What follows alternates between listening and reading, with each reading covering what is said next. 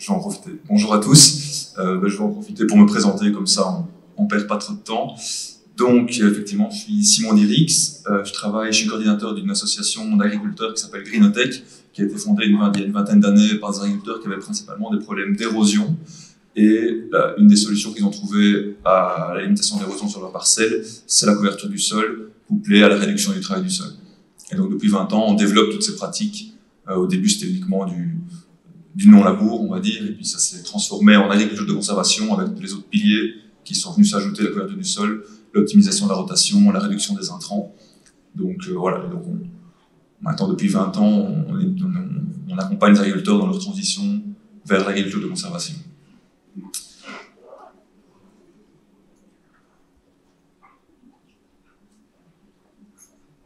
Et moi, ça fait pas 20 ans que je travaille, enfin, vous vous en doutez, ça fait pas 20 ans que je travaille chez Greenotech, ça fait maintenant 6 ans. Voilà, mes prédécesseurs, peut-être certains d'entre vous les connaissent, c'était Sébastien Weckman, c'est Maxime Mercier. Et on était déjà venus ici il y a 5 ans pour... voilà, on échange quand même pas mal avec nos collègues français parce que certains contextes sont identiques. Et donc voilà, je suis très content d'être ici parmi vous. Donc, on m'a demandé de faire une présentation en 1 heure. Je pense que je pourrais en parler pendant une journée, donc ça va être très très condensé. Désolé à l'avance s'il y a des frustrations, si je passe parfois vite sur certains aspects. Voilà. Et alors, dans ma présentation, il y aura 3 points. Je vais vous parler des semis de couverts avant la récolte, donc en fait des couverts permanents, des semis à la volée juste avant la récolte, et alors les couverts classiques, couverts d'interculture.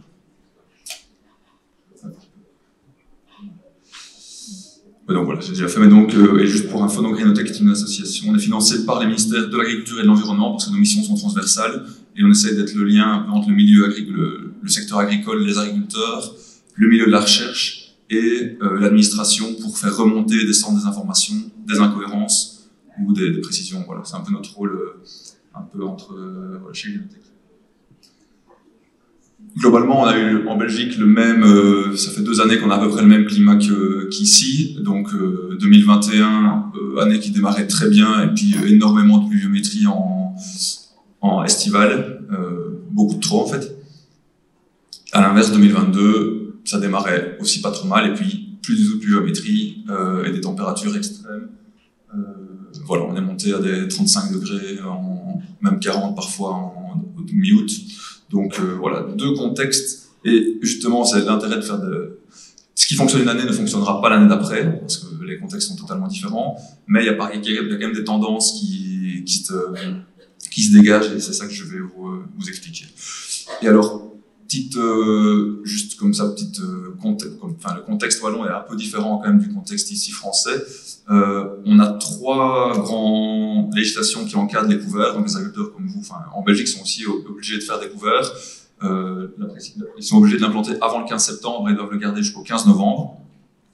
Et alors, là c'était la directive cadre eau, ils imposent au maximum 50% de légumineuses dans les couverts. Donc on est bridé là-dessus parce que la minéralisation, les cultures de couverts, enfin de légumineuses pures, il y aurait une minéralisation trop rapide et donc des reliquats au début d'hiver qui seraient trop importants. Et alors, la nouveauté de cette PAC, c'est qu'on a un éco-régime qui donne une prime, c'est pas énorme, mais c'est de 15 à 45 € de l'hectare, donc ça peut quand même être intéressant pour les agriculteurs qui conserveraient leurs couverts jusqu'au 15 février. Et donc ça, c'est quand même une mesure, au niveau agronomique, c'est intéressant pour la protection des sols, et au niveau environnemental également.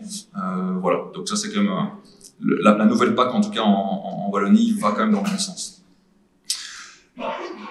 Et donc concrètement, la base, avant de parler des couverts végétaux, c'est pourquoi on a implanté. Donc ça, je vais passer assez vite. Si vous êtes ici, je pense que vous êtes déjà plus ou moins convaincus, sinon vous ne serez pas trop là. Donc voilà, il y a énormément, où qu'on soit, il y a toujours une bonne raison pour implanter un couvert végétal, que ce soit pour la petite faune, pour l'environnement, la qualité de l'eau, la production, le recyclage des éléments nutritifs, le stockage de carbone. Voilà, énormément d'avantages. Un autre avantage, on en a parlé aussi, c'est la stabilité structurale du sol. Et ça, on a fait des grosses mesures, et il y a un lien assez étroit entre la durée de végétation des couverts et la stabilité structurale, et également la capacité d'infiltration des parcelles. Ici, le graphique. Donc en fait, on a fait des mesures de capacité d'infiltration. Le point rouge, c'est la durée de végétation du couvert, et la barre, c'est la La barre, c'est la capacité d'infiltration des sols en millimètres par heure. Vous voyez qu'il y a une tendance quand même assez haute. Plus la durée de végétation est longue, et plus la capacité d'infiltration est élevée, de végétation du couvert, je parle, uniquement si la structure est bonne de base. Et c'est pour ça que dans nos essais en semi-direct, c'était des résultats de l'année passée, donc année 2021 assez compliquée, compaction des sols. Les couverts, malheureusement, en 6 mois, n'ont pas su rattraper la compaction qui avait été réalisée avec la moisson. En fait, on a compacté à la moisson tellement c'était humide. On a des moissonneuses qui s'embourbaient. Et donc, en fait, un léger travail du sol a pu remonter, réhabiliter cette structure, voilà, tout en conservant, en fait, sans retournement, on a conservé une bonne, voilà, travailler avant la position du couvert. Bon. En gros, donc, voilà, j'avance. Ça, c'est plutôt lié au travail du sol, mais donc, le semi-direct, c'est très bien si on a une bonne structure de base. Voilà, ça, vraiment, il faut le retenir. Autre avantage, donc là, ce qui nous intéresse ici, c'est pour la petite faune des plaines. Là, on ne le voit pas, mais il est bien camouflé. Il y a un lièvre qui est en dessous des résidus de féroles pour les pollinisateurs. Et alors, on essaie de plus en plus, ça nous intéresse aussi, de communiquer avec le grand public. Je ne sais pas si, par ici, c'est le cas aussi, mais il y a quand même un peu des petites mésententes, ou en tout cas un manque de communication entre le secteur agricole et le grand public. Et donc, on a imprimé des bâches qu'on met au bord des champs pour expliquer au grand public les bienfaits de ce type de pratique. Et puis quand les citoyens voient aussi le mouton, c'est aussi un animal sympathique dans un couvert en fleurs, ou là des couverts de tournesol qui sont en fleurs, on se dit au final les agriculteurs ils font quand même des belles choses pour le paysage. Donc c'est aussi un avantage des couverts végétaux, c'est que c'est beau, simplement. Et donc concrètement, comment on fait pour implanter des couverts végétaux? Alors la première chose, donc là je vous parlais en fait on va dire ce qu'on appelle les couverts permanents. Je sais pas, dans le secteur, il y a du colza, j'espère. Ouais, voilà, ok. Parce que j'ai vu beaucoup de maïs, des céréales, peu de colza.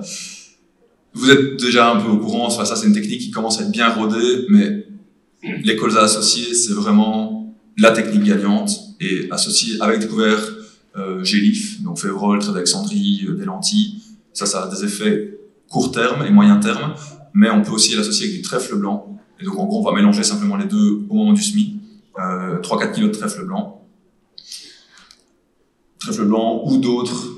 Nous, on est surtout avec du trèfle blanc parce que c'est le moins risqué. On a aussi des agriculteurs qui mettent avec du lotier ou de la luzerne. Le trèfle violet, un peu moins. Ce sont toutes des espèces qui, voilà, peut-être sont plus adaptées au sol plus lourd, plus acide. Voilà, ça à adapter à vos contextes. En gros, l'idée, donc là, c'est l'itinéraire technique, comme ça, vous pourrez, voilà, si vous voulez le faire, mais donc, si on sème des légumineuses, il ne faut pas les désherber. Donc il faut déjà partir dans des parcelles qui sont plus ou moins propres. Éviter, là chez nous c'est le Centium et le Matribon, mais en Belgique ou en France je pense que c'est le... Enfin bon, voilà, vous avez les matières actives. Donc, trèfle blanc, voilà, moisson classique, et donc vous voyez un peu ce que ça peut donner à la moisson. Donc en gros, les deux vont cohabiter, le trèfle blanc va pas du tout concurrencer le colza, ils vont cohabiter ensemble. Voilà, ce sera mieux comme ça. Donc le trèfle blanc va vraiment être en sous-étage du colza, et alors à la moisson, il explose. Bon là, c'est dans la photo, c'est dans le meilleur des cas, en général, il est un peu moins développé que ça, mais voilà, on peut avoir une couverture. En fait, pour 25 €, on a un couvert qui est implanté, et c'est un couvert qui va pouvoir capter 40, 50, 60 unités d'azote. Donc en fait, il est hyper rentable.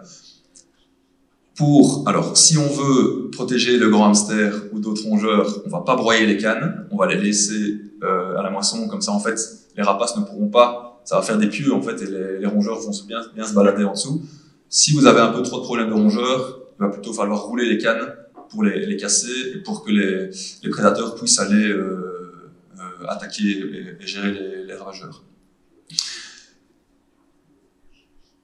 J'en reviendrai après par la suite pour les semis. Donc, voilà un peu ce que ça donne. Le trèfle blanc, par contre, par la suite, il faut absolument le gérer. Donc, il va se développer en août, septembre, octobre.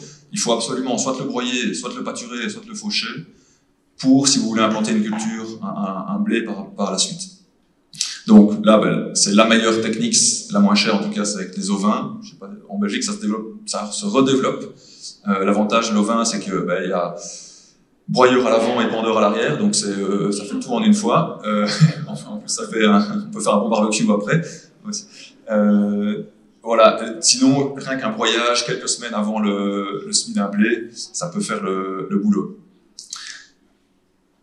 Après, ça c'est encore dans l'idéal, si on est équipé, on vient implanter une céréale en direct avec un semoir à disque, ici, ou un semoir à dents.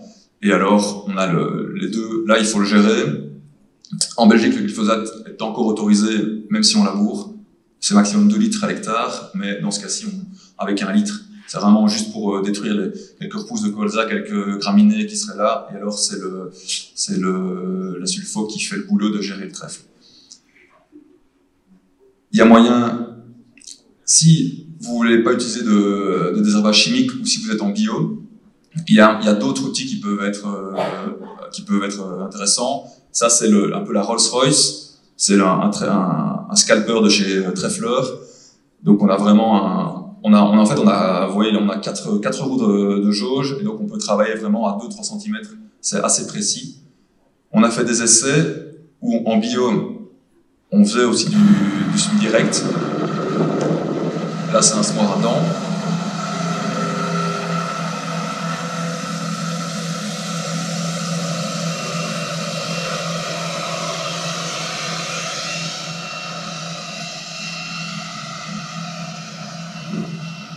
Voilà.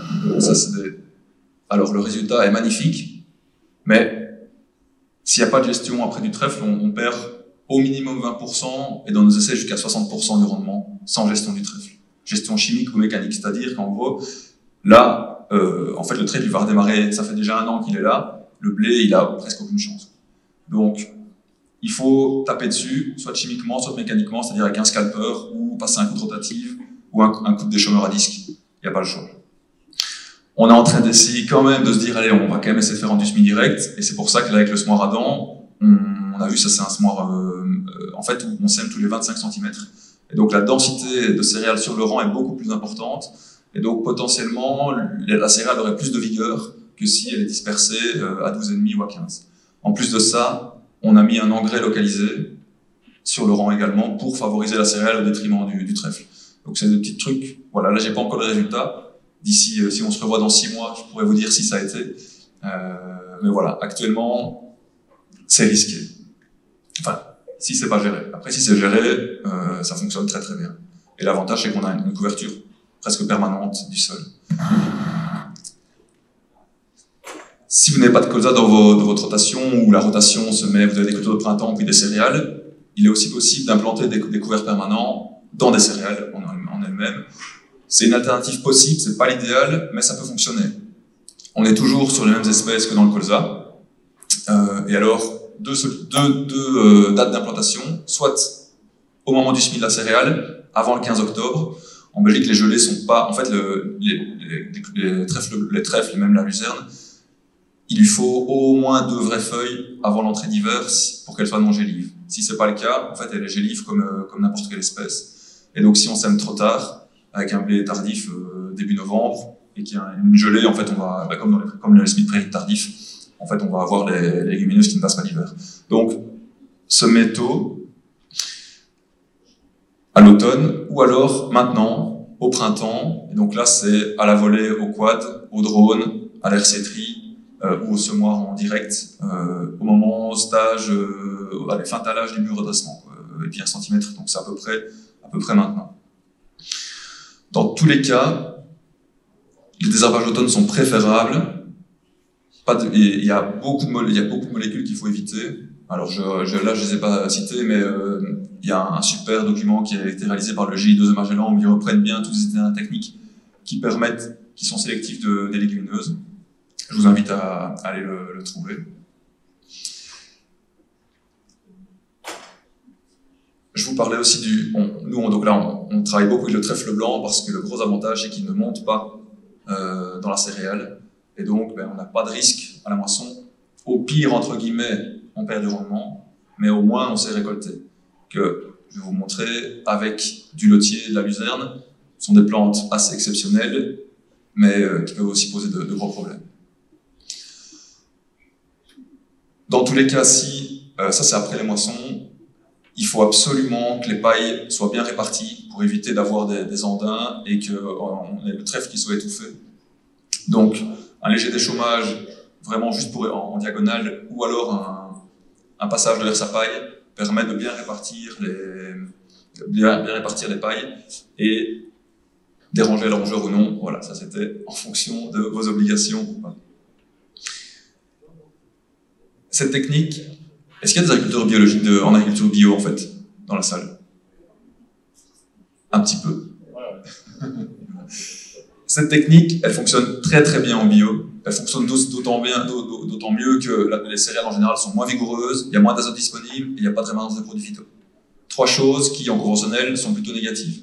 Donc en bio, on est à plus de 3/4 de réussite.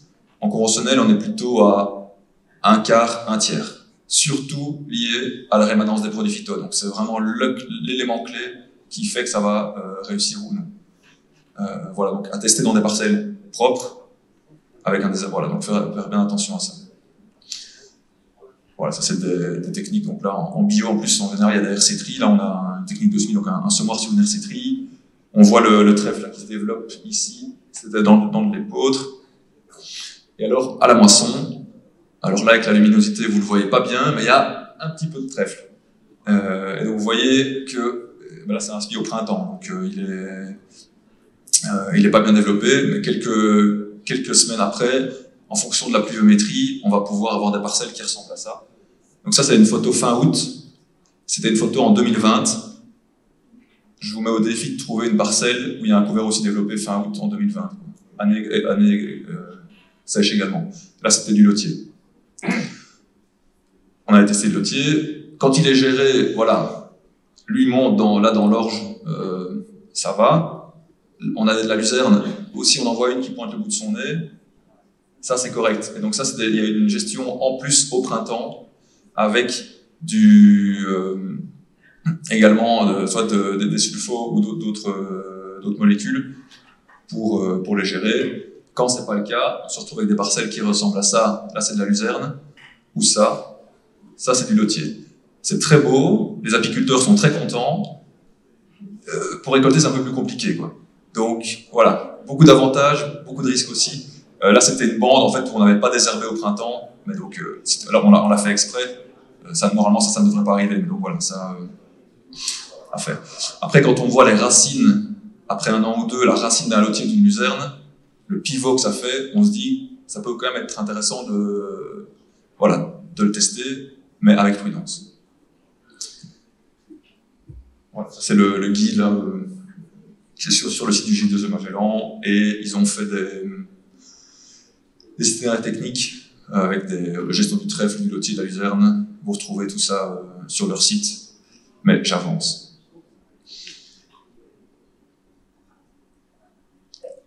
Tout ce que je dis là, c'est des retours d'expérience.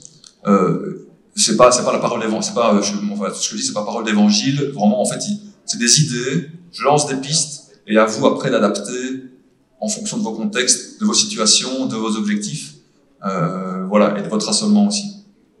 La troisième possibilité, encore une autre possibilité, c'est implanter le couvert dans du maïs. Si vous avez des monocultures de maïs, ouais, voilà, vous n'avez si vous voulez implanter quand même un trèfle, alors l'idéal, c'est peut-être de diversifier la rotation, mais vous pouvez toujours implanter un couvert dans un maïs.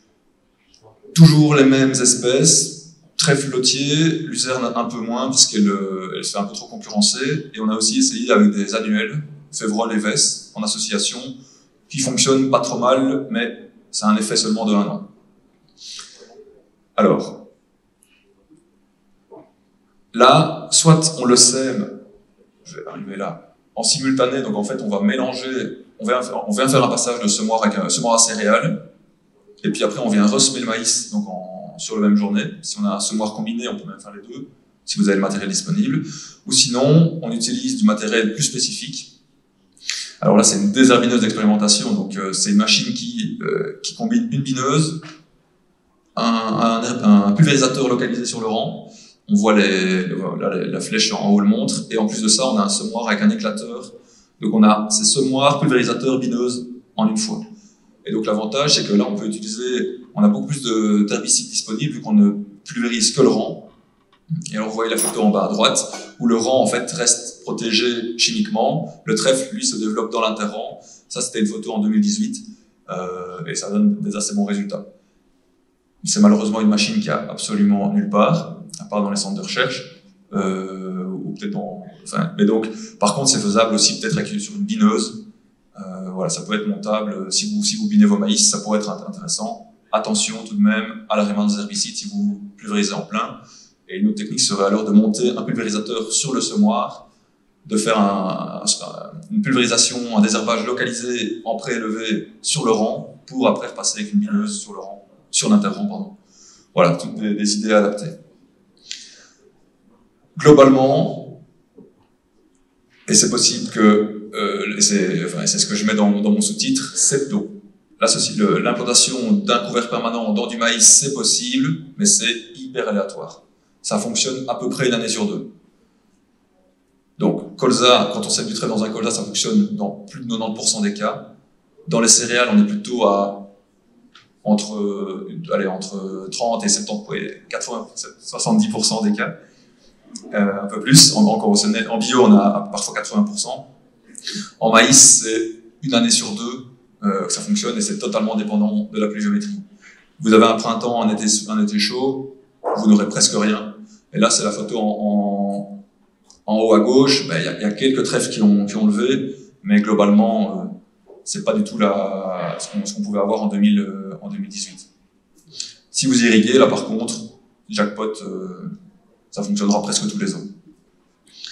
Au niveau des herbicides qui sont sélectifs du trèfle, le CIPF, c'est un centre de recherche sur le maïs en Belgique. Si vous tapez sous-semis trèfle CIPF sur Google, vous tomberez sur des résultats de sélectivité des herbicides sur le trèfle. Donc vous pourrez vous en inspirer pour éviter de brûler votre trèfle par la suite. D'autres conseils, mais là c'est plutôt sur le maïs. Si vous faites des semis directs, engrais localisé obligatoire. Au printemps, c'est obligatoire, sinon autant jeter son argent par les fenêtres, la culture s'est concurrencée, il n'y a pas assez de minéralisation. Donc, voilà. Et alors, tous ces couverts-là ont des effets plutôt neutres sur la culture en place. C'est sur la culture d'après qu'on aura des effets positifs. Donc, voilà. C'est pour ça qu'on parlait d'un essai système. Je partage vraiment cet avis. Les couverts, c'est vraiment, on investit dans son sol et les effets se font à l'échelle de la rotation.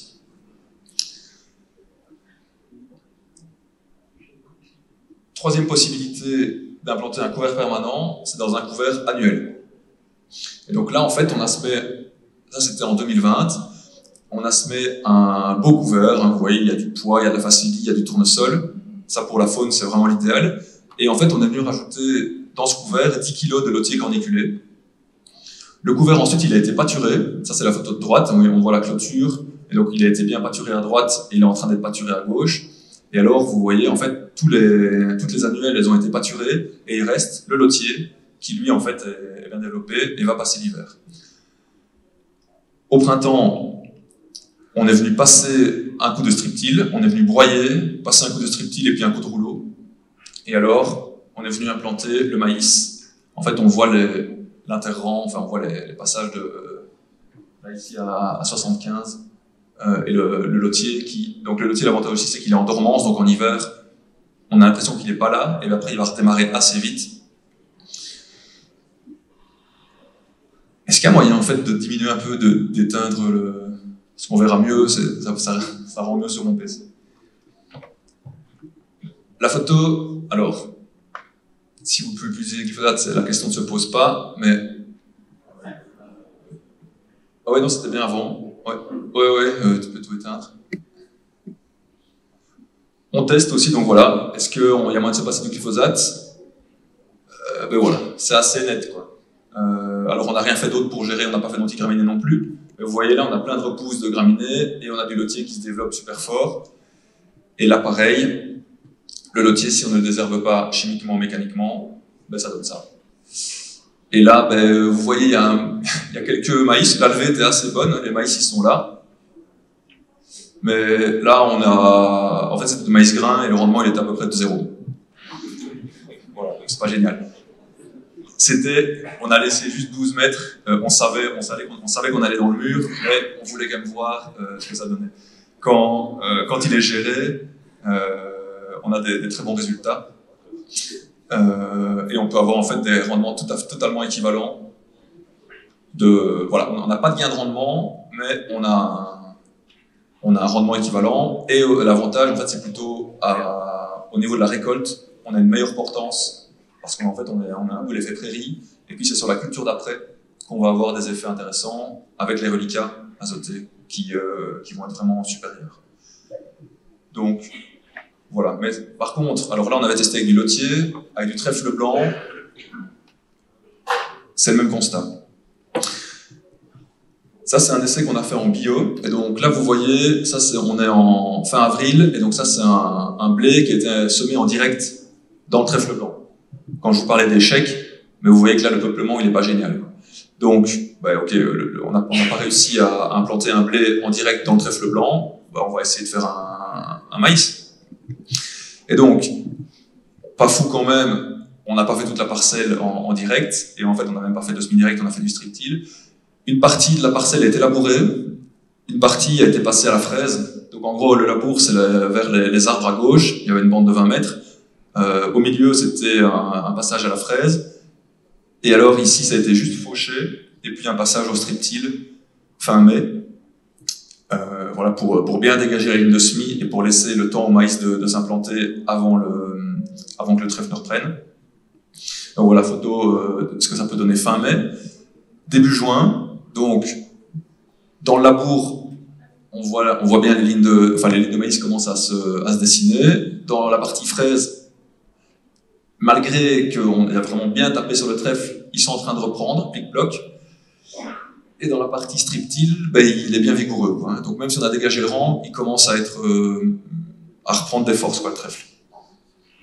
Hop. Un mois après, alors dans la partie labour, en fait c'est des adventices, c'est des kénopodes, un peu d'amarante, je pense. Au milieu, ben, vous voyez un peu quelques touffes de trèfle, mais qui sont globalement pas gênantes. À droite, dans la partie strip-till, pareil, les apiculteurs sont super contents, les bourdons, ils adorent. Le maïs, il aime un peu moins, quoi. Et donc, à la récolte, voilà, donc en gros, là c'était en biais, donc c'était aussi du maïs grain. Alors, on n'a pas biné, hein, donc voilà, on a le maïs, là c'est des adventices qui sont développés dans la partie labour, dans la partie fraise, aussi des adventices, mais quand même beaucoup de trèfle. Et dans la partie strip-till, on a cultivé des bonsaïs, donc pas hyper intéressant. Rendement dans le strip-till 0, et alors dans la partie labour et fraise, non, c'est des maïs en silage, celui-là. On était à presque 20 tonnes de matière sèche, donc hyper intéressant. Alors il y a une petite différence d'une demi-tonne, mais c'est pas significatif. Et l'avantage, c'est qu'on a récupéré en fait un de trèfle dans la partie rototiller, donc la fraise, et donc on va pouvoir réimplanter, on repasse un coup de disque, et on peut réimplanter une culture après. Voilà, on l'a pas détruit. Ça c'est pas vraiment un essai, c'est plutôt, on a fait un jour un suivi chez un agriculteur, enfin l'année passée un suivi chez un agriculteur. Est-ce qu'il y en a parmi vous qui implantent de la moutarde? Par ici, c'est plutôt en Bourgogne. Mais donc en Belgique, il y a de la moutarde, je parle pour la graine et pour la sauce. Donc on a parlé tantôt que la moutarde, c'était mieux de la mettre sur la saucisse que sur les sols. Voilà, c'est justement ce qu'on fait également. Et donc là, en fait, la moutarde crucifère, on se dit, la meilleure association avec une crucifère, une légumineuse, on va tester un trèfle blanc. Et donc là, vous voyez les petits trèfles qui sont... donc là, on est fin juin. Hop, les petits trèfles qui sont ici. Et alors, après la moisson, en fait, c'est à peu près le même schéma que le colza. Donc l'association moutarde-trèfle fonctionne vraiment très bien. Et après la moisson de la moutarde, on a le trèfle qui colonise vraiment tout. On a quelques moutardes, là, on en voit en haut à droite et en bas à gauche. Quelques moutardes, des repousses de moutarde qui se développent. Mais l'avantage, c'est que là, vous repassez un coup de rouleau ou un coup de broyeur, vous les tuez, et c'est le trèfle qui colonise l'entièreté du sol et qui va faire son effet en graveur. Pas d'effet sur la moutarde, mais un effet positif encore par la suite. Et alors, vu qu'on aime vraiment bien les légumineuses, on a même testé dans des chicorées. Je ne sais pas si c'est une culture qui apparaît pas chez vous. Donc en gros, c'est une astéracée, mais c'est un peu la même, un cousin, enfin au niveau agronomique, c'est un peu un cousin de la betterave, même si c'est une astéracée et pas une canopodiacée. Donc là, on a testé. Gros problème de la chicorée, en fait, c'est l'arrachage. Ça se conserve pas en silo, et donc on les arrache en général début décembre. Et donc en fait, on massacre les sols. Et en plus de ça, ça pompe, c'est un super sipant, en fait, la chicorée. Donc les sols sont défoncés au niveau structure et vides. Donc en fait, pour la culture d'après, c'est très rentable, c'est pour ça qu'on en cultive toujours, mais pour la culture d'après, c'est pas génial. Et donc on s'est dit, il faut essayer de trouver des solutions. Pourquoi est-ce qu'on n'implanterait pas des couverts aussi dans les chicorées? Et donc on a testé toujours les mêmes, luzerne, trèfle blanc, lotier, trèfle violet. Avec du succès. Alors l'avantage, c'est que ça passe les désherbages chicorées, mais le problème, c'est que ça concurrence un peu, quoi. Et donc la luzerne, vous voyez ici, hop, en gros, rendement avec désherbage, sans désherbage, donc on a perdu presque 15 tonnes, donc ça c'est pas possible. Trèfle violet allait bien. Le trèfle blanc, lui, a même, en fait, il a séché pendant l'été, donc je pense qu'il a minéralisé, il a nourri la chicorée, et le lotier, petite baisse de rendement aussi. Donc en fait, ceux qu'on a retesté cette année, enfin non, donc ça c'était un essai 2021, ça a très bien été parce que année humide. En 2022, ils ont moins bien pris. Voilà. Mais donc ça c'est plutôt se dire, on avait testé aussi du plantain, parce que dans les prairies on associe la chicorée avec du plantain, on s'est dit pourquoi pas, on teste, mais ça n'a pas beaucoup d'intérêt. Ça c'est plutôt pour se dire en fait, dans n'importe quelle culture, il y a moyen d'adapter la technique, quoi. Il faut juste être un peu créatif, vous testez sur quelques bandes, ça fonctionne pas, vous retestez l'année d'après, et puis on adapte. Il y a vraiment encore plein de choses à découvrir, c'est quand même ça qui est gai, c'est que c'est pas du tout monotone. Voilà, hop. Alors, ok, j'avance. Donc ça c'était toute la partie, on va dire, couvert pérenne, qui donc ok, alors je trace. Ok. Voilà, alors, on a fait aussi des essais de semis à la volée, donc là, de couverts d'interculture, couverts annuels à la volée. En gros, le principe, c'est qu'on les épand à l'épandeur centrifuge à peu près 2-3 semaines avant la moisson, au stade laiteux pâteux. Avant, c'est un peu trop risqué parce qu'il risque de s'étioler, parce qu'il n'y a pas assez de lumière, et donc s'il se développe bien. Après, on perd un peu l'intérêt parce qu'ils n'auront pas le temps de s'enraciner avant la moisson. En fonction de la taille des graines, on va les enrober ou non. J'y reviendrai, mais donc on fait des enrobages pour faire des espèces de petits pelets. C'est la photo en haut à gauche, pour avoir une meilleure balistique, une meilleure répartition. Et donc vous voyez la photo, là au milieu, c'est une veste qui est en train de se développer sous le paillage. Donc en gros, on sème le couvert, et puis on moissonne, et puis on fait plus rien, et le couvert se développe. Et alors quand ça... Donc là c'est une veste qui est en train de se développer sous le paillage. À droite, vous voyez un peu ce que ça peut donner. Là c'est une photo en 2021, année où normalement où les moissons ont été finies fin août. Et là, on était début octobre, on avait déjà La plupart des couverts ont été semés dans la première quinzaine de septembre, en moyenne. Celui-là avait été semé mi-juillet. Et donc, en fait, en 2 mois, il a fait une super biomasse. Et on a même eu des tournesols en fleurs en 2021, ce qui était extrêmement rare. Dans d'autres parcelles où on récoltait la paille, voilà ce que ça peut donner. Donc, en fait, là, on moissonne, et puis on n'arrive pas à ramasser la paille pendant 3 semaines, parce qu'il pleut tout le temps. Et puis quand on veut récolter la paille, en fait on coupe et on fauche les couverts.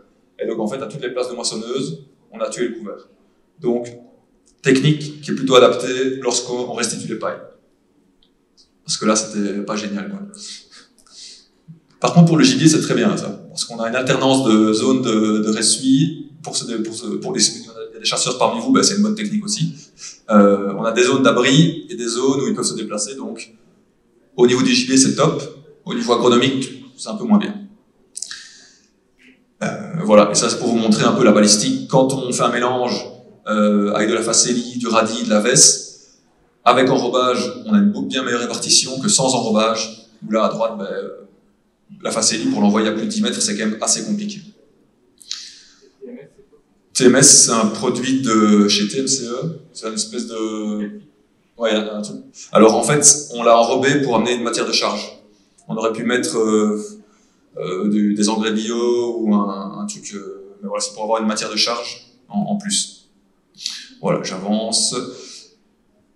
Donc, en gros, le semis à la volée, on a déjà un peu parlé.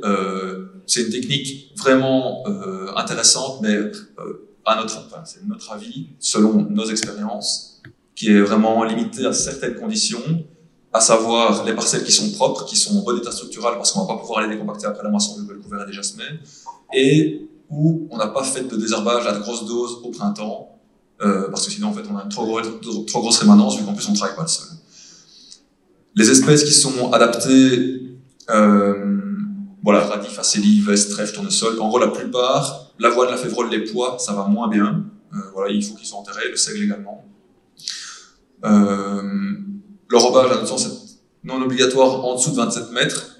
Après, au-dessus, il faut le faire. Et alors, le robage, en fait, c'est à la bétonneuse qu'on le fait. On prend les semences et on met à peu près 1/6 de la dose de semis avec de la mélasse et 1/3 d'argile pour sécher et faire des boulettes. Donc voilà, semer le plus proche et la moisson d'être le plus... Voilà, moisson des fins. Pour info, je sais que sur le site de Agrotransfert, on s'est inspiré aussi pas mal de leurs essais. Ils ont beaucoup d'informations intéressantes, parfois plus complètes que les nôtres. Donc voilà, n'hésitez pas à aller faire un tour aussi sur leur site web.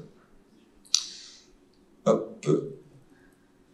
Voilà, et récolter les pailles le plus rapidement possible. Donc ça, c'est le semis. Donc soit on sème les couverts vraiment tôt avant la moisson, ou même au semis de la culture, soit juste avant la moisson, ou alors, classiquement, après la récolte. C'est, entre guillemets, le plus facile, ou en tout cas c'est ce qui se fait communément, mais c'est aussi ce qui parfois donne des plus mauvais résultats, ou les meilleurs. Et donc, je vais vous donner quelques astuces, on va dire, pour essayer de maximiser, en gros, tous des conseils qu'on a sortis de nos observations. Si vous respectez tous les conseils, toutes les choses que je vais vous dire, c'est pas pour ça que vous réussirez vos couverts chaque année, mais vous mettez toutes les chances de votre côté, en tout cas c'est ce qu'on pense, pour réussir vos couverts.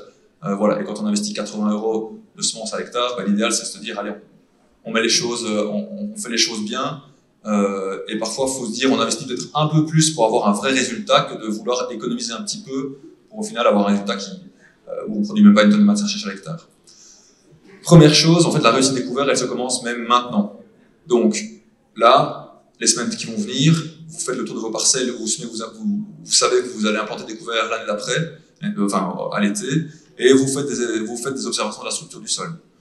Si vous avez une super bonne structure, alors là, vous savez que vous ne devrez pas décompacter. Et donc là, on sait que le semis direct ou un léger travail du sol est suffisant. Si vous avez des parcelles qui sont déjà abîmées, là, les photos de milieu et droite, vous savez que c'est des parcelles qu'il faudra décompacter.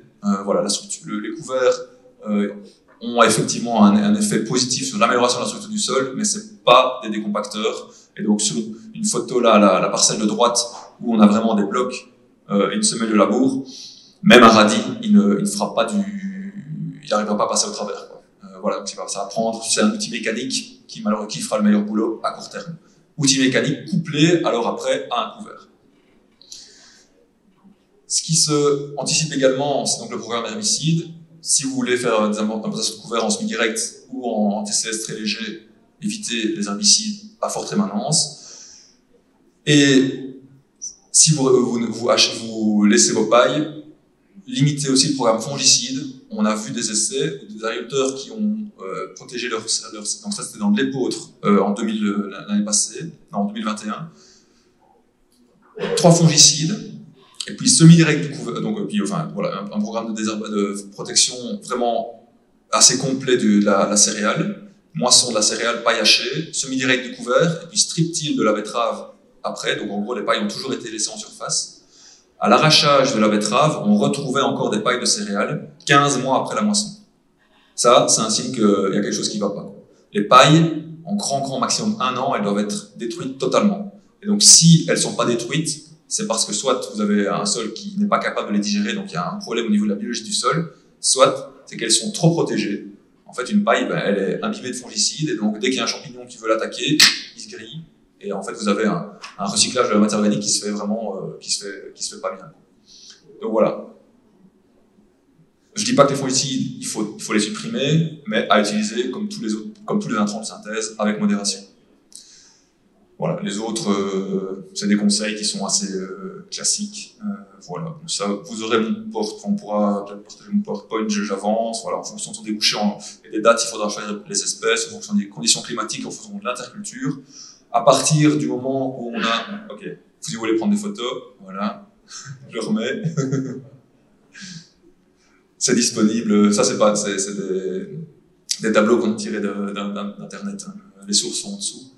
Et alors l'autre, ça c'est une photo d'Arvalis, pour un peu se dire, toutes les espèces à notre sens sont intéressantes, mais pas dans toutes les situations. Donc voilà, faut critiquer la moutarde, et effectivement c'est pas une plante, c'est une plante qui peut être bien dans certaines situations, mais qui globalement est mal utilisée, et en interculture longue, c'est à éviter. Par contre en culture courte, c'est une plante assez vigoureuse, et donc entre deux blés, vous faites un couvert moutarde, sarrasin, vesse, et c'est un super couvert, avec de la moutarde dedans. Voilà. En fonction donc de la durée de végétation, la durée d'interculture, il faudra aussi adapter son couvert. On va pouvoir faire des couverts gélifs, non gélifs. Voilà, mais j'avance parce que sinon j'aurais pas le temps de faire tout. Donc, anticiper, choisir les bonnes espèces et diversifier. Globalement, chaque espèce est plus ou moins bonne dans un rôle. Effet engrais vert, lutte contre les adventices, concurrence, structuration du sol. Si vous avez un seul objectif, votre but c'est limiter votre fertilisation, alors là vous orienterez vraiment plus vers des légumineuses. Si vous voulez une production de fourrage, vous ferez des mélanges de légumineuses, graminées, un peu de crucifères.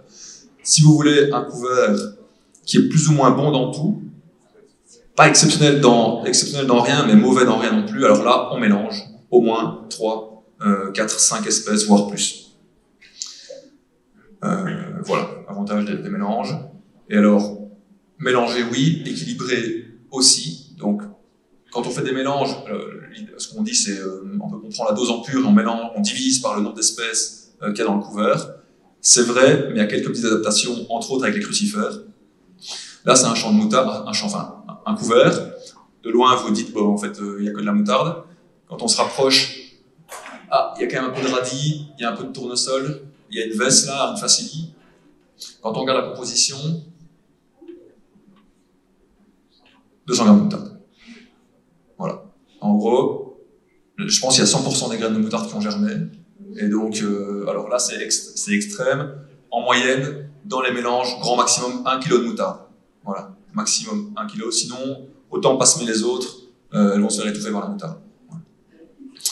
Donc voilà, attention aux équilibres. Alors, ça a déjà été dit aussi, et là, on l'a bien vu dans les résultats de la chambre, semer tôt. Voilà. Même dans le sec. Par contre, si vous semez dans le sec, semez profond. Pour pas que ce soit une petite pluie de quelques millimètres, une petite rosée qui fasse germer votre graine et puis qu'elle meure.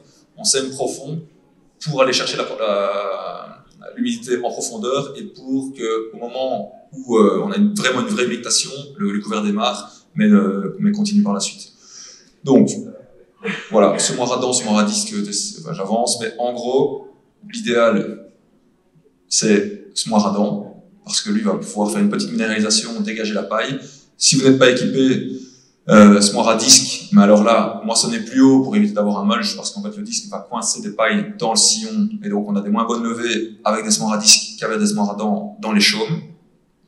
Si vous n'êtes pas équipé avec ces machines, alors si le sol est encore un peu frais, on peut y aller directement au combiné. S'il est un peu plus dur, on va passer un coup de bic, un coup de chisel. Pas besoin d'aller à 15 cm, c'est vraiment juste pour que le semoir se sache rentrer. Maximum 10 cm, 5-10 cm grand max. Voilà. Quand il fait sec, en fait, et cette année, là, je pense, tous les 2 jours, j'avais un agriculteur qui me sonnait est-ce qu'il faut semer tout le mois d'août. Voilà. S'il faut semer, là, il fait sec, est-ce que je dois le faire? La réponse, pour moi, j'ai dit, comme je vous l'ai dit, oui, on sème tôt, mais profond. Dans tous les cas, il y en a aussi qui sont évertués à travailler 2-3 fois les sols pour essayer de faire lever. Au final, parce qu'il y a à part des boulettes, des blocs et de la poussière, on n'a pas fait grand-chose. Donc, alors, non, profond, pour moi, c'est 4-5 cm. Voilà. En fait, même de la face, alors, avec un semoir à dents, là, donc il ne faut pas rappuyer. Voilà. C'est donc des semoirs où on va aller vraiment enterrer les semences sans vraiment les plomber. L'avantage, c'est qu'elles vont être sur un sol dur en dessous. Et on a, alors, un autre sens, voilà, c'est la photo, je la remettrai après, je pense que c'est après. Voilà. Là, c'est un couvert avec du sorgho et du trèfle. Ça, c'est un BTC, se met à 5 cm. Là, et là, c'est la photo inverse, se met à 2 cm. En fait, pour nous, le paramètre limitant le paramètre qui limite le développement du couvert, c'est pas la profondeur de semis, c'est le sec. Et donc, il vaut mieux avoir 50% de levée à 5 cm que 10% à 2 cm s'il fait sec. Voilà, ça c'est un peu notre... Alors, dans l'absolu, s'il fait bon, se met à 2 cm. Mais vu qu'on va vers des étés quand même globalement plus chauds, plus secs, enterrés, et les plantes iront quand même mieux. Alors, faut pas aller mettre des trèfles blancs à 5 cm non plus. On va plutôt choisir des radis, des plantes, ou des vesses, des espèces qui sont un peu plus grosses. Mais même des facélies à 5 cm peuvent lever si on n'a pas rappuyé au-dessus. En fait, ça va dépendre du rappui, plus que de la profondeur. Vous pourriez, sur un sol vraiment hyper soufflé, vous pourriez le mettre à 3-4 cm, il irait. À l'inverse, vous le mettez à 2 cm et vous rappuyez, ça n'ira pas.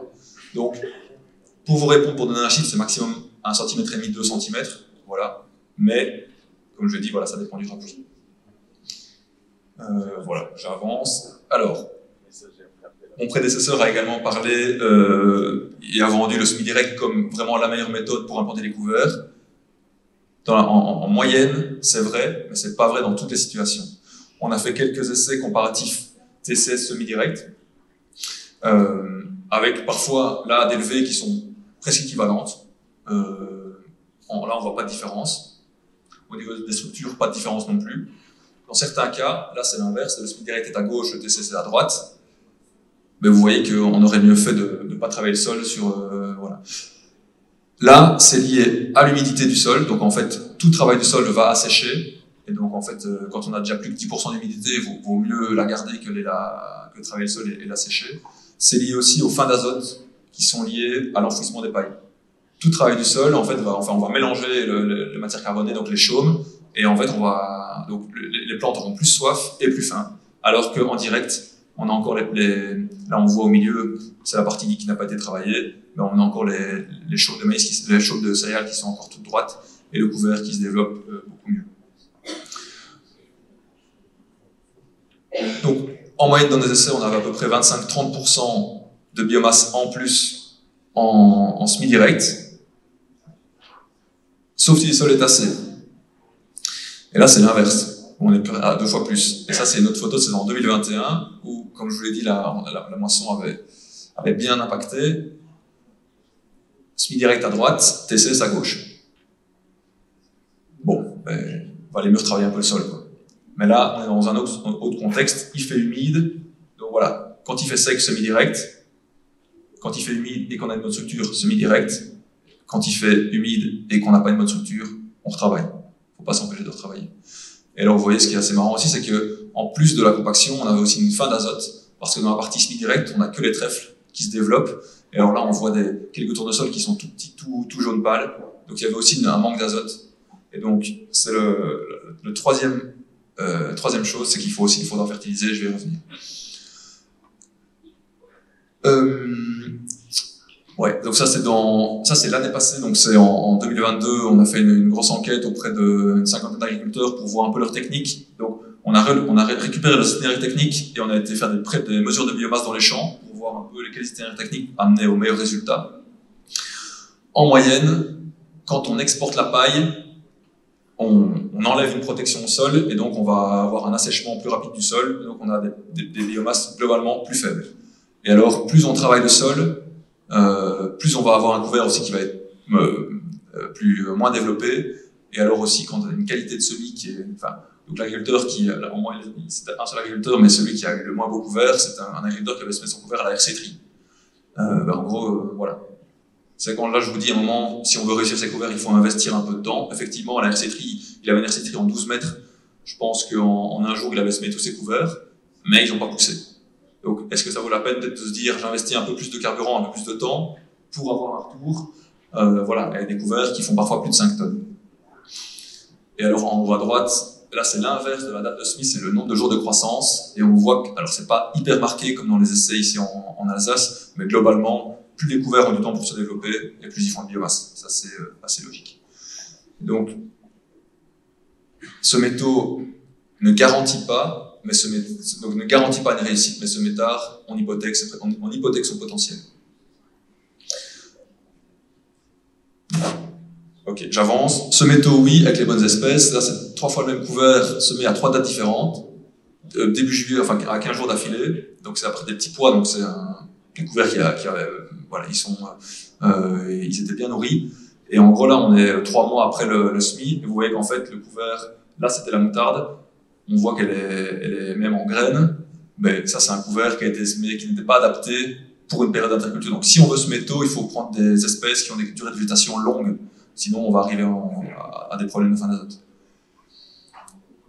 Voilà, donc, voilà, semer, rouler, pour garder l'humidité si vous travaillez le sol. En bio, les vivaces, c'est la priorité par rapport au couvert. Si vous avez des chardons, c'est le moment de les gérer. Et tant pis pour le couvert cette année-là, mais sinon vous aurez des problèmes les années d'après. Et en année humide, quitte à rester dans un couvert, si vous avez une pression limace latente, il fait humide, ça vaut peut-être la peine d'aller faire des piégeages avant et de mettre de l'anti-limace, idéalement du phosphate ferrique, au semis. Parce que investir aussi là encore plusieurs dizaines d'euros dans un couvert et puis le voir qu'il est tout mangé par les limaces, autant investir 15-20 euros de plus et avoir un truc qui fonctionne que d'avoir l'argent qui est jeté à la poubelle. J'avance, mais donc globalement, alors l'azote, est cher effectivement, mais avec fertilisation à droite, sans fertilisation à gauche, pareil. Donc là, est-ce que ça vaut peut-être parfois la peine de fertiliser un petit peu. En moyenne, dans nos essais en 2021, on a augmenté de 50 à 130% la biomasse des couverts sans fertilisation par rapport à une fertilisation. On était à 30 unités d'azote. Voilà, à réfléchir, et sinon, mais les légumineuses. La fertilisation, voilà, j'avance, mais donc, quand je parle de fertilisation, c'est maximum 30 unités. Et l'idéal, c'est en organique, avec des fientes, du lisier, ou un fumier pas trop pailleux. Mais ça peut être aussi c'est un investissement, parce qu'en fait, cet azote va être capté par le couvert, qui le rendra tôt ou tard à vos cultures. C'est pas un coût. Un herbicide, un fongicide, c'est un coût. Ça fait une action à un instant T. Et puis, vous n'avez pas vraiment de gain. Vous n'avez pas de perte potentielle, mais vous n'avez pas de gain. Quand vous mettez de l'azote et qu'il est bien utilisé, alors là, c'est plutôt un gain. Voilà, j'avance. Et alors, ça a déjà été dit aussi, mais au niveau du C sur N, globalement, les couverts, au niveau de l'équilibre des couverts, alors ce graphe, il est un peu compliqué, mais je prends juste un peu le temps de l'expliquer. 3 couverts différents, un en rouge avec un C sur N de plus de 20, un couvert en orange équilibré aux alentours de 15-20, donc c'est un mélange légumineuse, non légumineuse. Et en vert, un C sur N assez bas, alors c'est théorique, mais globalement ça suit quand même assez bien la réalité, un couvert en vert donc composé uniquement de légumineuses.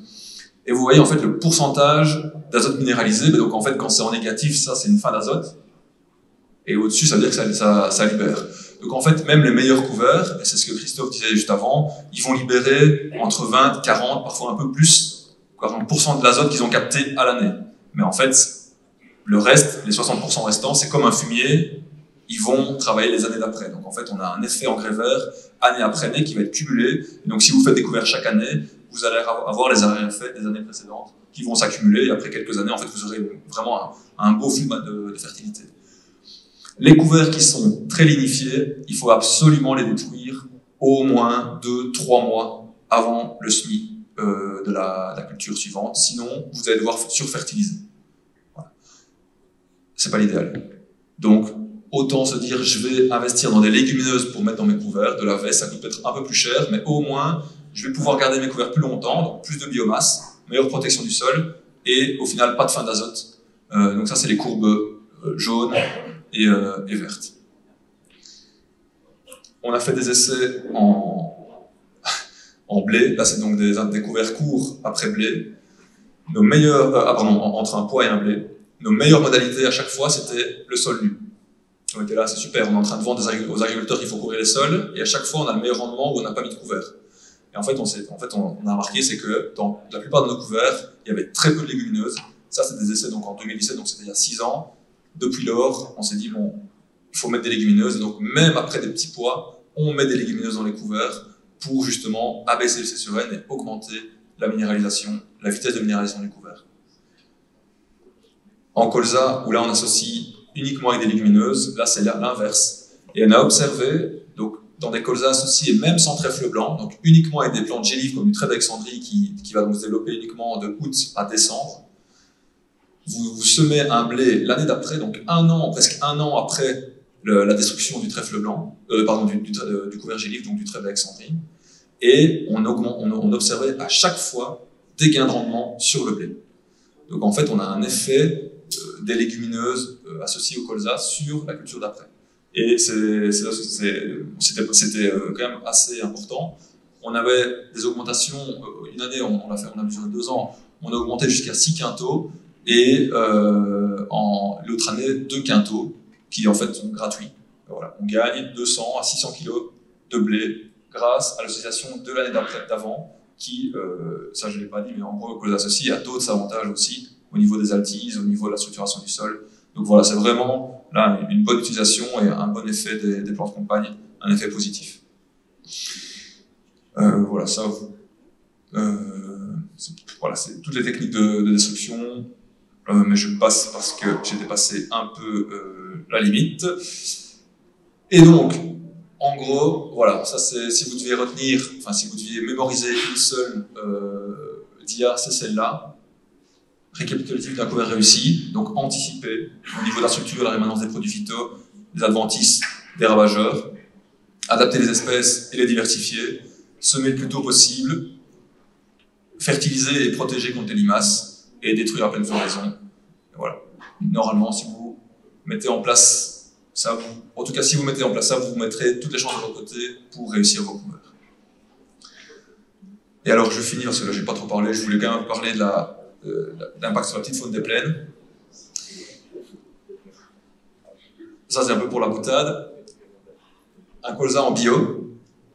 Et en fait, je me promenais dans le champ et je vois que à différents endroits le colza est beaucoup plus beau.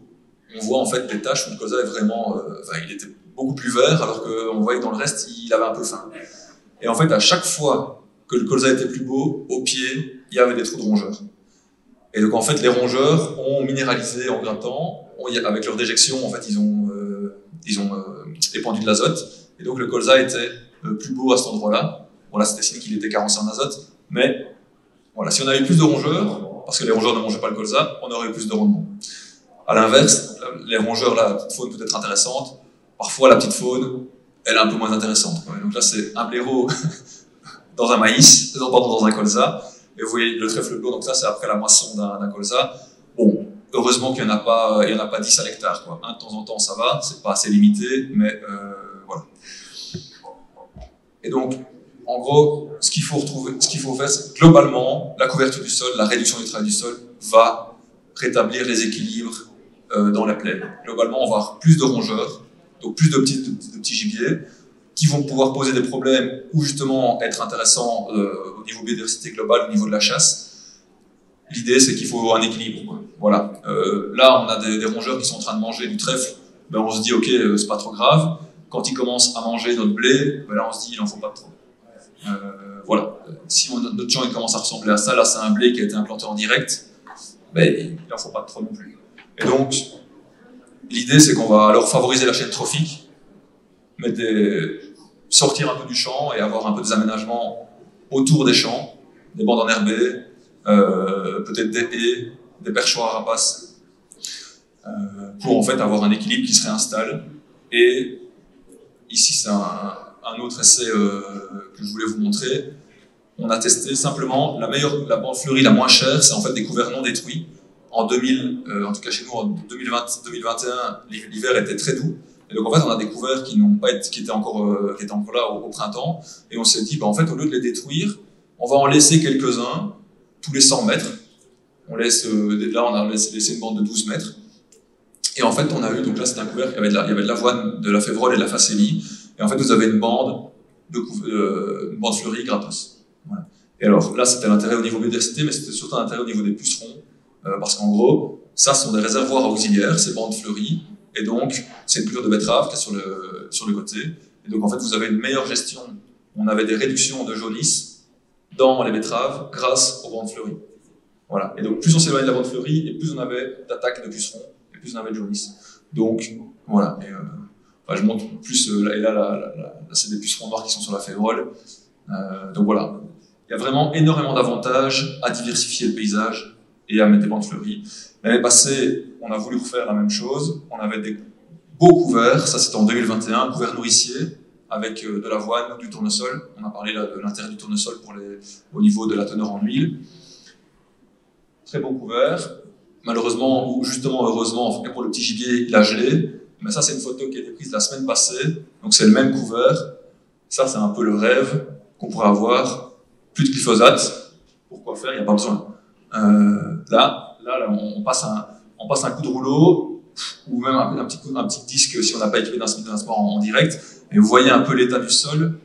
Là, on parlait de la structuration du sol par les couverts. Ben là, effectivement, c'est assez magique. Et donc, c'est pour des betteraves. Et c'est un essai où on va faire des betteraves en suivi direct, sans aucun travail du sol. Voilà, grâce au couvert qui s'est bien développé, qui était ce métaux et qui a gelé. Donc, les astres étaient alignés cette fois-ci, donc on en profite. Voilà, j'avance. Mais donc, globalement, sol nourri, sol vivant, il y a on voit plutôt des belles images et des beaux trucs qu'on peut avoir de la vie dans les champs quand on commence à faire des pratiques, des bonnes pratiques. Voilà, merci.